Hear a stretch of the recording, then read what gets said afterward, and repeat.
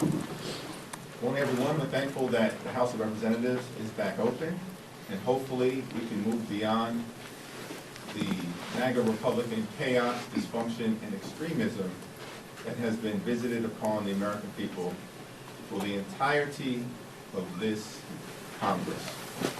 Before I say anything further, let me just communicate on behalf of House Democrats how heartbroken we are by the tragic events in Maine, killing and slaughter once again of innocent Americans, families broken, individuals injured, fighting for their lives.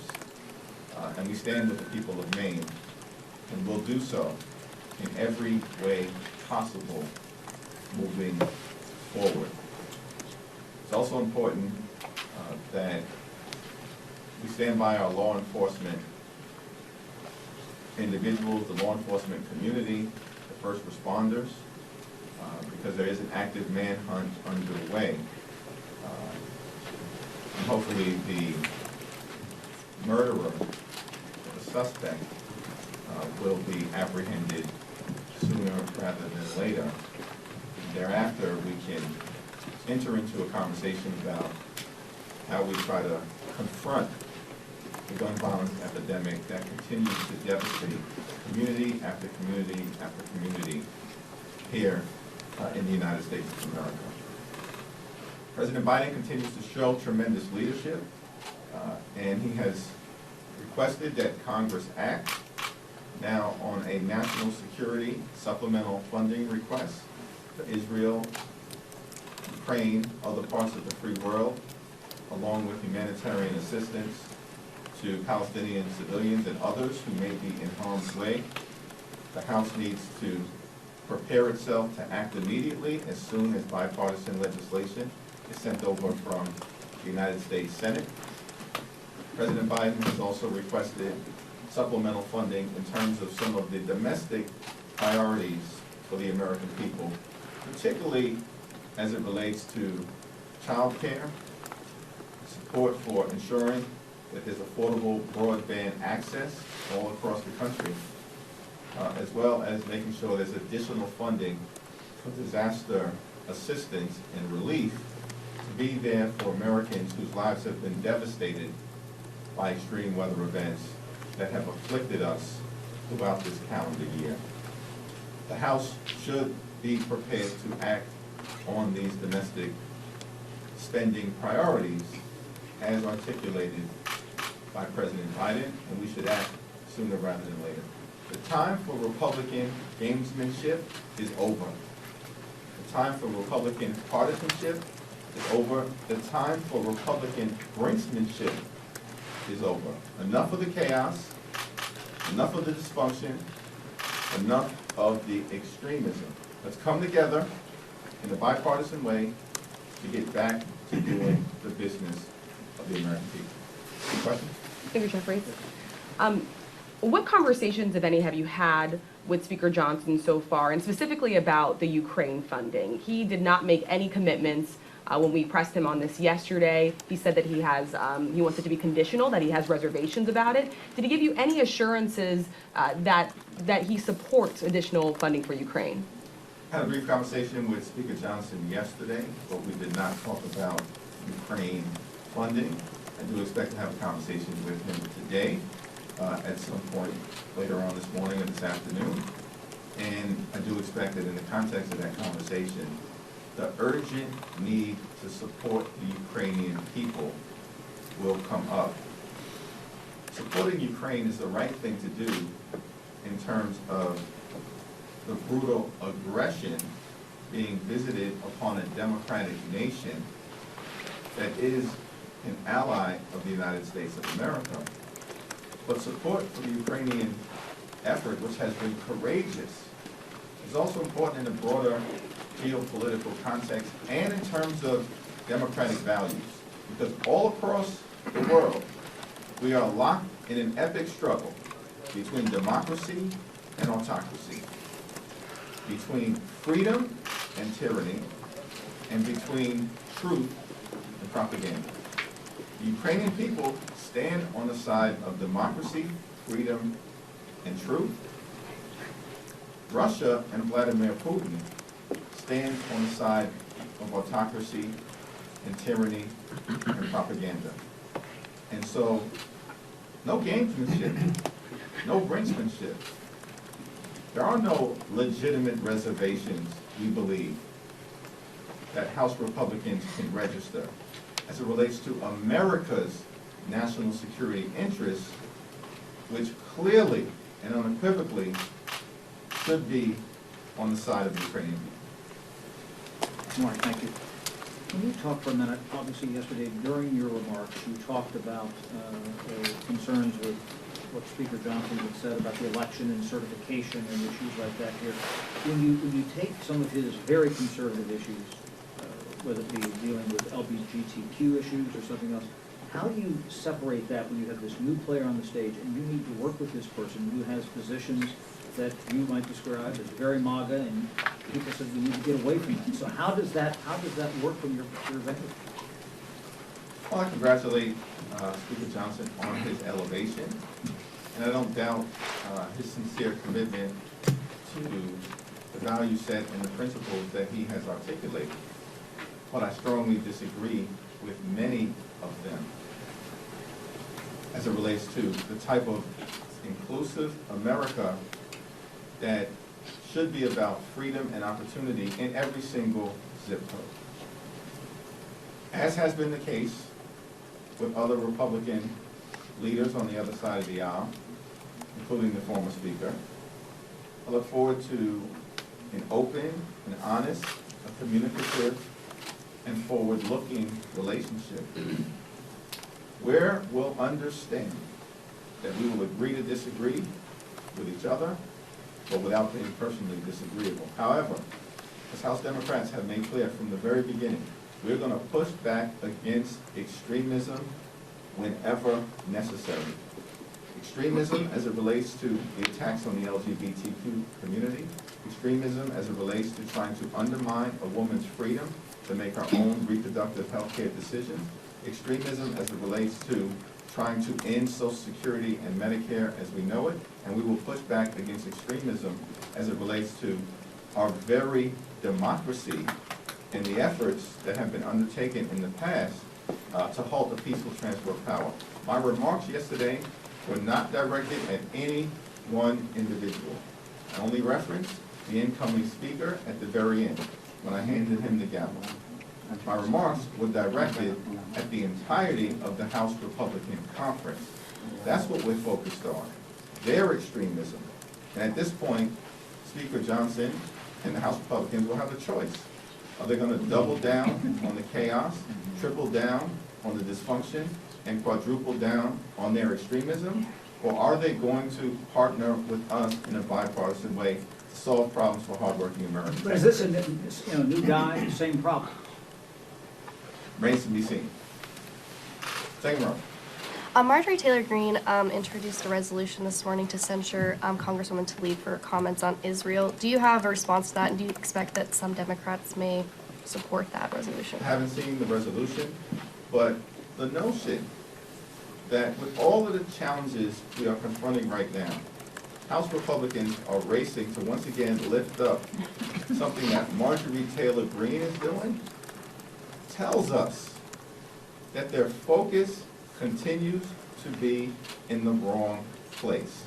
House Democrats are going to continue to focus on issues like inflation and affordability and the cost of food and creating better paying jobs and making sure that we bring economic opportunity to every single neighborhood and town throughout America. Clearly, House Republicans continue to be driven by the likes of Marjorie Taylor Greene, George Santos, Jim Jordan, and others. And they do not have the best interest of the American people at heart. Question, this government shutdown deadline, November 17th. The new speakers outlined the plan for a possible CR into January or April. I wanted to get your thoughts on that. Do you think a government shutdown is a risk? And do you want to see anything attached to that temporary bill, such as the supplemental request? We need to act on a supplemental spending request as soon as it gets sent over to the House from the Senate. And I expect that it will be sent over in short order and in a strongly bipartisan fashion. With respect to any continuing resolution, it's important that my House Republican colleagues take a government shutdown off the table. There is zero reason to ever shut down the government. By the way, they spent the last few weeks shutting down the House because they couldn't get out of their own GOP civil war. Hopefully that's over. But there is never a reason to shut down the government. The only reason it has occurred in the past is because my House Republican colleagues have decided that they want to try to jam their reckless right-wing ideology down the throats of the American people and have made these extreme ransom demands about what they want in exchange for not shutting down the government. We have never given in to any Republican extreme ransom demand in the context of a potential government shutdown. We never will. It's a futile effort, and it's just designed to hurt the American people and extract pain. And so hopefully, as Speaker Johnson has outlined, he's taking any government shutdown off the table. That would be a very responsible thing to do. Herbert? You mentioned this earlier, the President Bowman obviously went through the arraignment process this morning. I'm curious, there's a censure resolution that's been introduced against him. Is what he's done and admitted to in court worthy of censure? Not in my view. Stay on. Mr. Leader, you mentioned the supplemental and the government funding. There's some concerns within the Democratic caucus about the Farm Bill and some of the provisions that are required in the Farm Bill. Speaker Johnson said in a note yesterday to Republicans that December is where he's looking to pass an extension. Do you agree with that timeline? And what are your concerns about some of the expiring provisions in the Farm Bill that could affect some of the communities that expire? Well, we can't let any of the Farm Bill provisions expire. That will hurt everyday Americans, that will hurt our farmers, that will hurt nutrition programs that are vital all across America, including both in urban America and in rural America. But we haven't come to a decision about what that extension should potentially look like. We haven't given up on the possibility of a bipartisan farm bill moving forward now that the House is back open. However, this notion that we're going to agree as Democrats to allowing extreme MAGA Republicans to cut $50 billion from the Farm Bill is an absolute and unequivocal non-starter. It's not happening. So the Republicans can either agree to a bipartisan process or they can continue to play ideological games with the American people. That's the fundamental question that has been before the Congress from the very beginning. House Republicans can play ideological games, but we know at the end of the day, there's no circumstance where any meaningful piece of legislation is moving through the House of Representatives unless it is bipartisan. And there's no circumstance that any meaningful piece of legislation is moving through the House of Representatives that would also pass the Senate or be signed into law by President Biden unless it's bipartisanship. So let's end the games. Let's end the ideological crusade and let's actually engage in authentic efforts to find common ground between Democrats and Republicans. Thank you, Mr. Leader. So you've expressed a willingness and a hope that you can work in a bipartisan way with Speaker Johnson. He said the same. Just wondering, before his nomination to Speaker, did you have an existing relationship with him? And if you could, just characterize what that was. Speaker Johnson and I both served on the Judiciary Committee. I found him to be an able and capable adversary from the standpoint of the authentically held positions that he would articulate, even when there was strong disagreement on our side of the aisle. But there were also opportunities where we were able to find common ground, including on criminal justice reform legislation that I was involved in putting forward along with my good friend and colleague Doug Collins related to the First Step Act. Mike Johnson supported that legislation in every iteration that was before the committee or the House of Representatives, and ultimately that criminal justice reform bill was signed into law. So there are opportunities. That is one example of the type of common ground that the American people want us to constantly try to achieve. Thank you, Ron. To follow up on the question about Congressman Bowman, many Republicans, when the incident initially happened, had very aggressive calls against Congressman Bowman, and some of them have still continued that.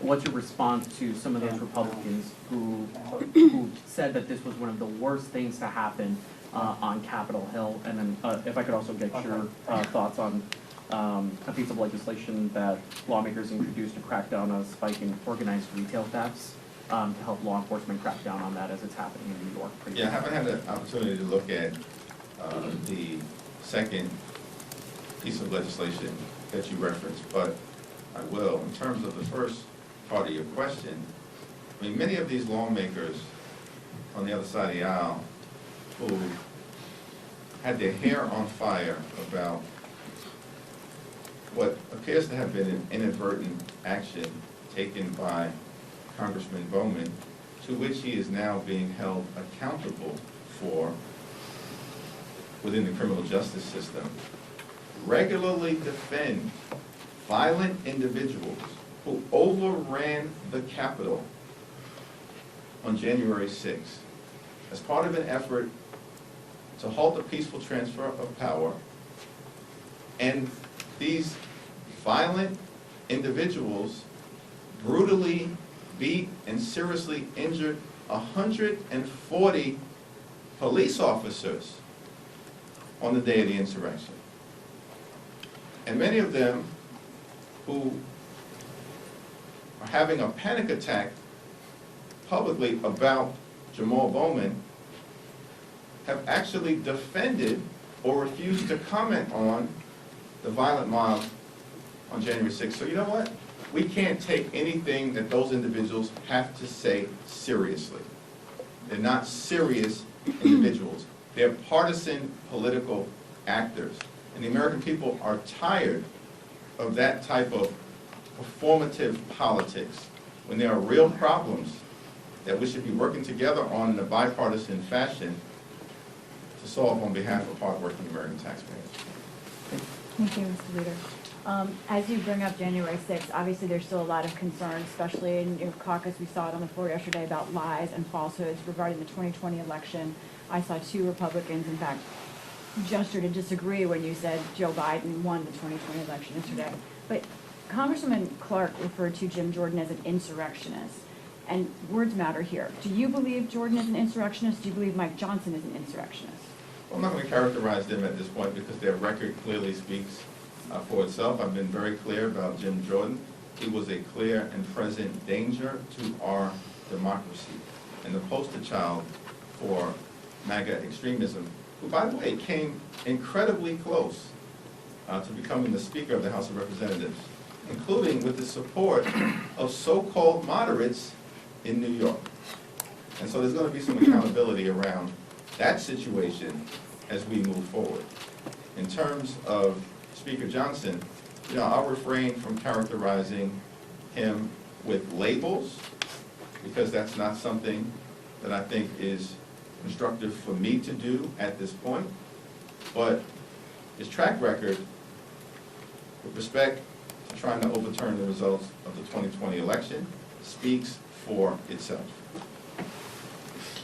You talk about an effort to pass these supplemental pieces of legislation that the White House is sending over.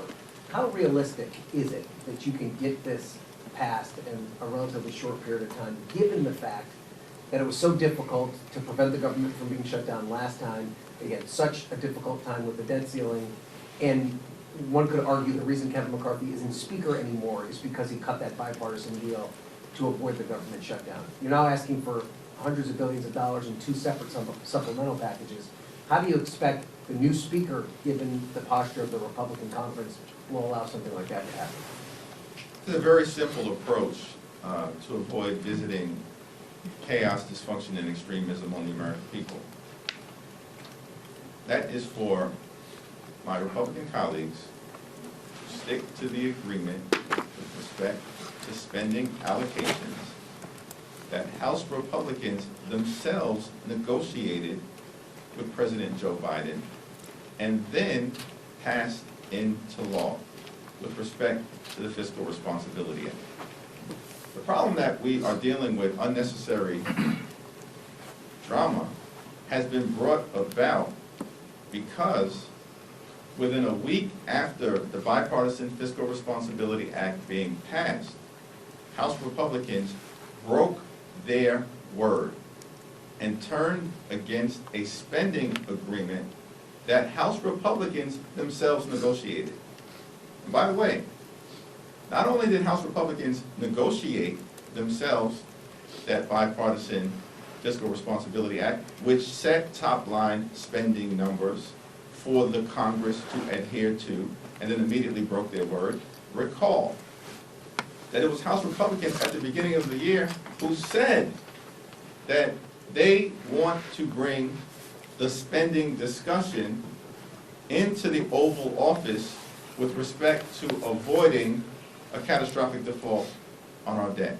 So not only did House Republicans break their word, they're the ones that insisted that we negotiate top-line spending numbers to begin with.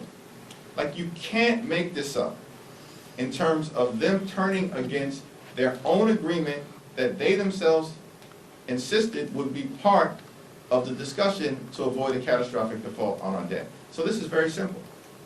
Keep your word. Keep your word. It's the only thing that really matters in Washington, D.C. Trust. Keep your word, and we'll be able to meet the priorities of the American people and avoid a government shutdown that will be devastating on everyday Americans. Second one. I know you just referenced the maybe lack of moderation of the moderates, but I'm curious, given that Speaker Johnson's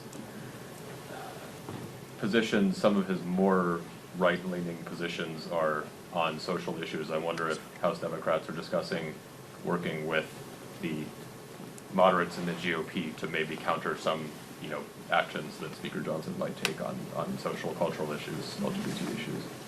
Well, part of the agreement that was made in connection with the Bipartisan Fiscal Responsibility Act was that any appropriations bills would be free of partisan and poisonous political policy riders. That was an agreement that has already been reached.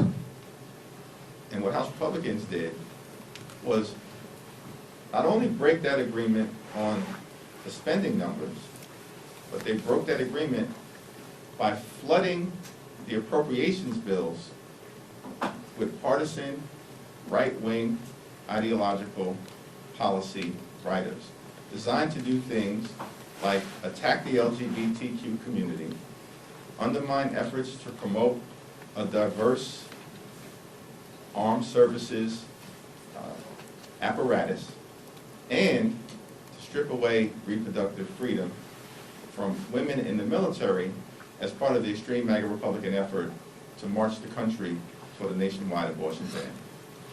None of it was necessary. It's all a waste of time, because they themselves agreed that the appropriations bills should be free of ideological partisan policy writing. So all we're asking the new speaker and my Republican colleagues to do is to keep their word.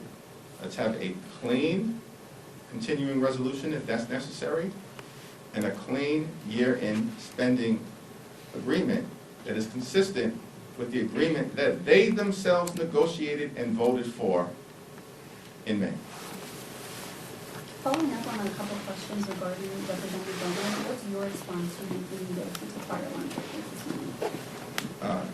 He's taken accountability for his actions, and it appears that the criminal justice system has responded in a fair and impartial fashion. Last question. Take the last two. Sir, there's a push among some in your party to censure Congresswoman Marjorie Taylor Greene, especially now that she's moving to censure Congresswoman Tlaib. Do you support censuring Congresswoman Marjorie Taylor Greene? There's a censure resolution that has previously been introduced with respect to Marjorie Taylor Greene. And I think that if the House decides that they want to go down this road in terms of censure, that probably should be right at the top of the list. Last question. Senator Jeffries, back to the tragedy in Maine. Is there anything you believe the White House and President Biden should be doing to combat this conflict? Well, President Biden has been a tremendous leader in this space. He opened up, for the first time, the White House office on gun safety. We clearly have a gun violence epidemic here in the United States of America that needs to be addressed with the fierce urgency of now. In terms of what that looks like from a congressional standpoint, working with our colleagues in the Senate, with great leadership from President Biden, that remains to be seen in the next few weeks. Right now, I think our focus is on making sure that we are there for the people in Maine who've been afflicted by this tragedy, and that the suspect who was on the loose is apprehended. Thank you, everyone. Thank you. Thank you.